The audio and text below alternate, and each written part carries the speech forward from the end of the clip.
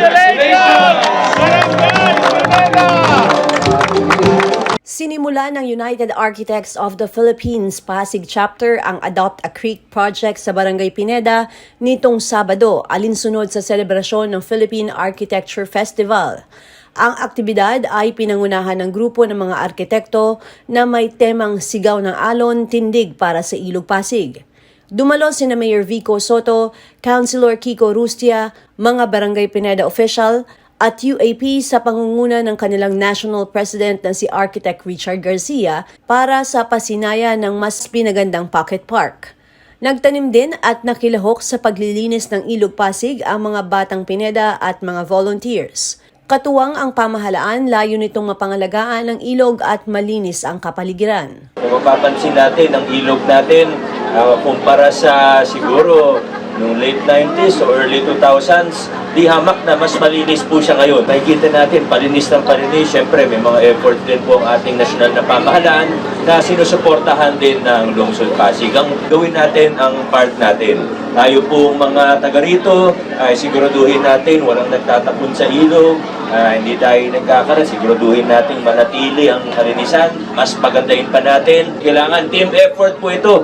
Magtulungan po tayo para lalo pang pagandahin ang ating kalikasan at lahat po tayo, maliit man o malaki, ay may ambag. Meron po tayong mga gantong konting open spaces, paprotektahan natin, pagandahin po natin, magtulungan po tayo. Maraming salamat sa UAP, maraming salamat po, United Architects of the Philippines. Napaka-successful na itong event na to. Kita nyo, ang dami nag-participate.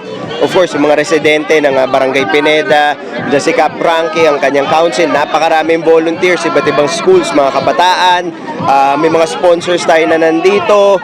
So masabi ko talagang sobrang successful ng event na to, and we're very thankful na may mga pribadong organisasyon, mga CSOs, gaya ng United Architects of the Philippines na nakikikollaborate sa ating lungsod para mas pag-igihin at pagandahin pa yung mga programang pangkalikasan na meron tayo dito. Unang-una, kita naman natin itong parang maliit na park na nandito sa Barangay Pineda sa tabi ng ilog.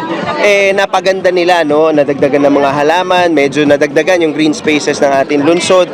And umpisa pa lang naman to, kausap natin si Architect Richard ng United Architects of the Philippines. Sabi nila, eventually madadagdagan pa yung mga ganito mga small pockets of green o yung mga maliliit na pocket parks natin dito sa lungsod na gaya nga na sabi ni Mayor Vico kanina, hindi lang sa kalusugan, mental health din, nakakaangat ng feeling, tsaka yung overall na pakiramdam natin na meron tayong napakagandang lugar na gaya nito na pwede nating puntahan, pagtambayan kasama ang ating pamilya, mga anak natin, and ang pinakamahalaga dito, mapangalagaan to ng mga residente dito sa Barangay Pineda.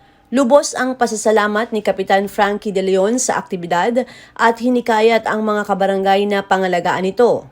Anya, magiging malaking tulong ito para sa Barangay Pineda na isa sa pinarangalan nitong nakaraang taon sa Gawad Ilog Awards.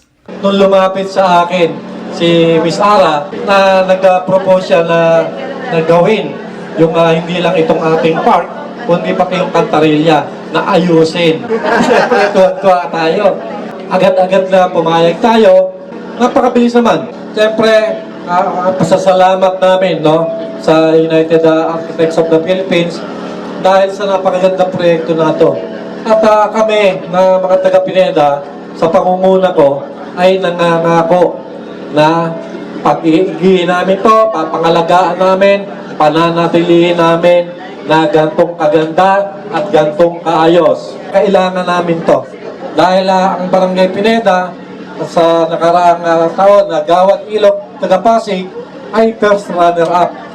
Ngayon, merong Battle of the Champions. Lahat ng mga nagwagi sa buong Metro Manila sa pangangalaga sa Ilog Pasig ay maglalaban-laban.